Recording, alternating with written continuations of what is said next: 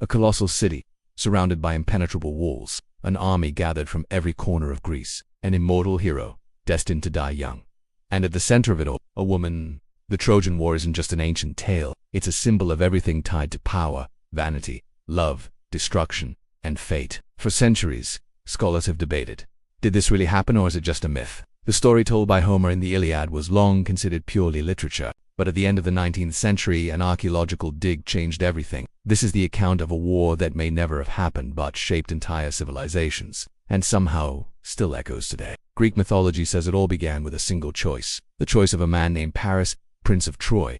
During a banquet on Mount Olympus, the goddesses Hera, Aphrodite, and Athena quarreled over who was the most beautiful. To settle the dispute, Zeus handed the decision to a mortal. Paris was given the task of judging the three gods. Each offered something in return for his vote. Hera promised political power, Athena promised wisdom and glory in battle, and Aphrodite offered him the love of the most beautiful woman in the world. Paris chose Aphrodite, and in doing so, signed the death warrant of his own city. The woman Aphrodite promised was Helen, wife of Menelaus, the Spartan king. Whether seduced or abducted, the story varies. Helen fled with Paris to Troy. For the Greeks, this wasn't just an insult, it was a declaration of war. Menelaus turned to his brother Agamemnon, king of Mycenae, who gathered the greatest kings and warriors of Greece, among them Achilles, unbeatable in combat, Odysseus, king of Ithaca, and master of cunning, and Ajax, the giant among mortals, and so began the siege of Troy. 10 years of war. In Homer's narrative, the conflict isn't just military, it's moral, psychological, and divine. The gods interfere constantly.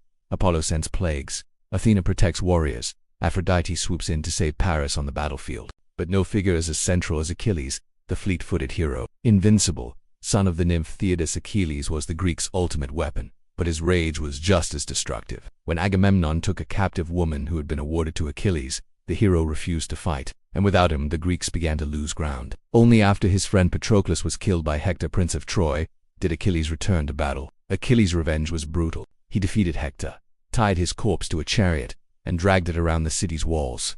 There was no glory in that gesture. Only pain. The end of the war came with a plan.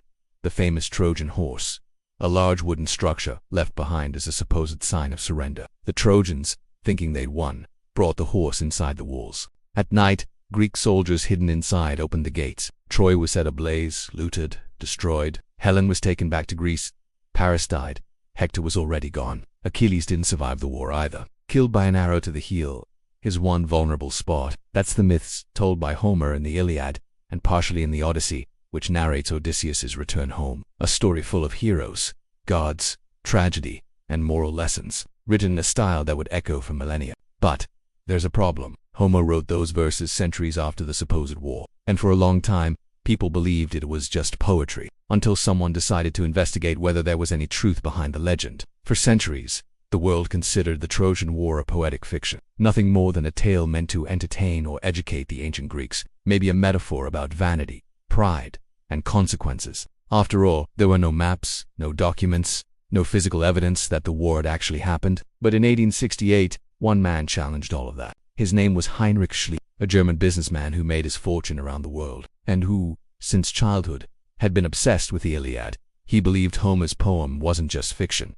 It was a distorted memory of something real. And more, he believed Troy was a real place, and that he would be the one to find it. Using Homer's descriptions as a guide, Schliemann pointed to a mound in western Turkey called Hisarlik, just a small hill surrounded by fields, nothing that screamed ancient city. But there he began to dig, and within just a few years, he found the unexpected. Layers of ruins, one atop another, stacked like the pages of a forgotten book.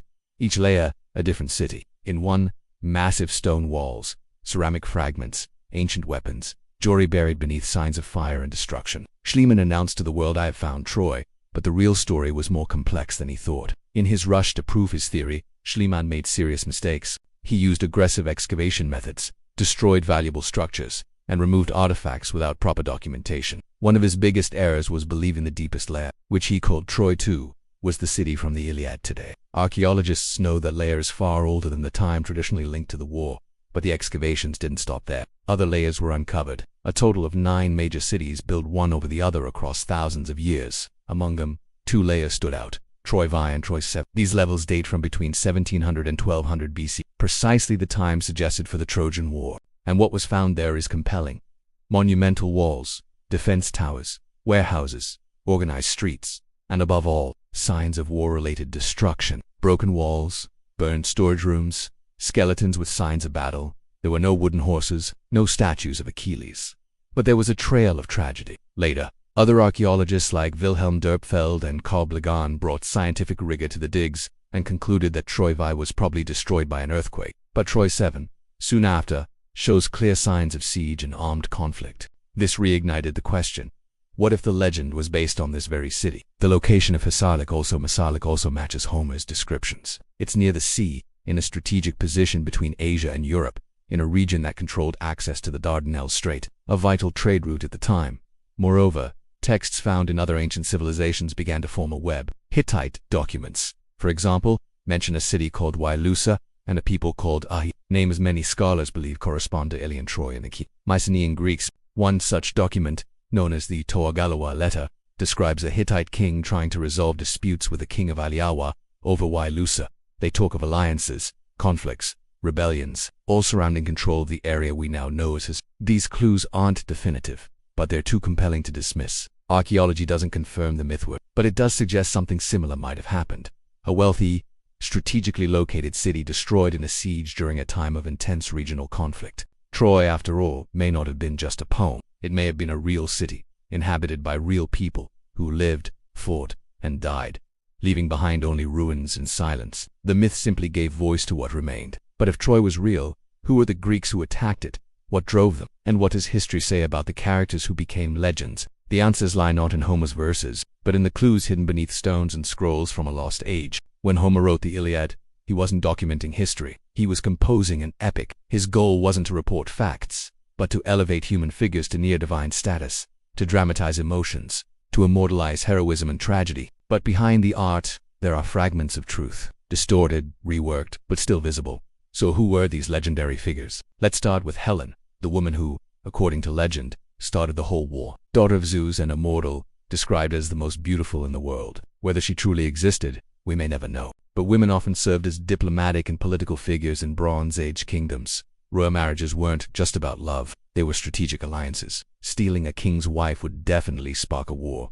Not for love, but for honor and power. Agamemnon, leader of the Greek expedition, may have been based on a real figure. Mycenae, the city he supposedly ruled, was a powerful military and economic center in Greece during the 2nd millennium BCE.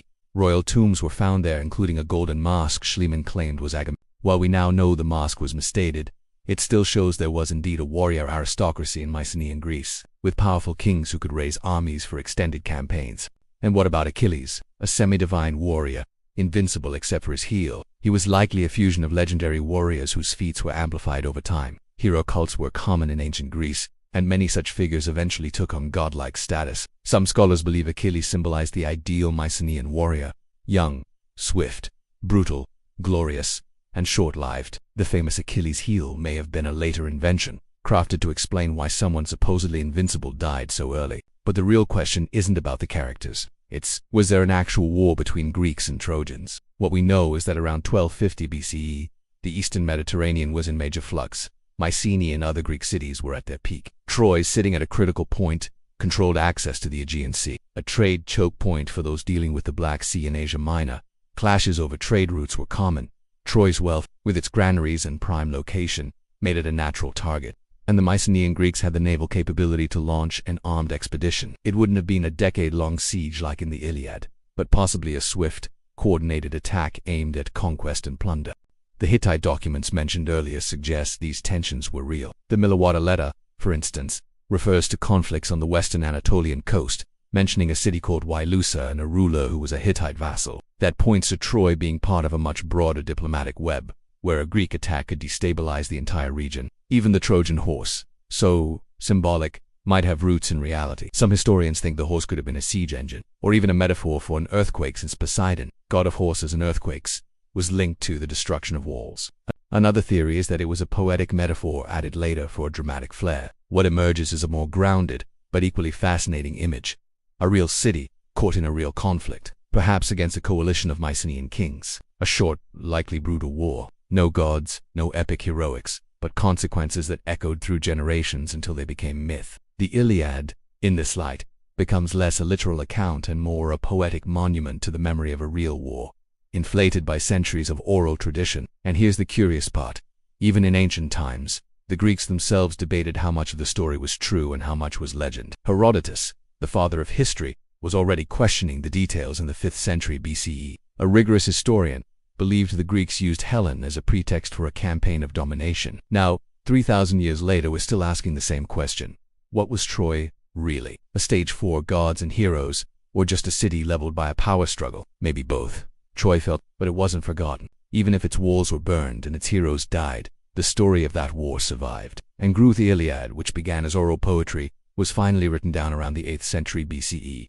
From then on, the name of Troy spread among the Greeks as the ultimate symbol of heroism and tragedy. It wasn't just a destroyed city, it became an ideal, a mythical memory of the glorious youth of Greek civilization. During the classical era, Troy was constantly referenced by poets, playwrights, philosophers. Achilles came to embody the noble warrior, powerful and doomed. Helen became the face that launched 1,000 ships. Odysseus's mastermind of the Greek victory became a symbol of cleverness in a brutal world.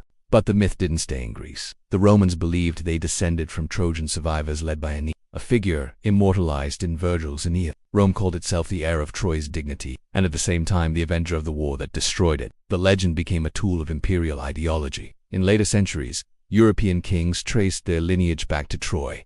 In the Middle Ages, knights compared themselves to Achilles. In the Renaissance, artists painted scenes from the Iliad as allegories of courage or lust. In modern times, the obsession with Troy surpassed literature. In the 19th century, Schliemann used this story to become more than just a merchant. He dressed his wife in what he claimed was Priam's treasure and photographed her as if she were a reincarnated Trojan princess. Was it all show, vanity, or a deep fascination with a past that refuses to die?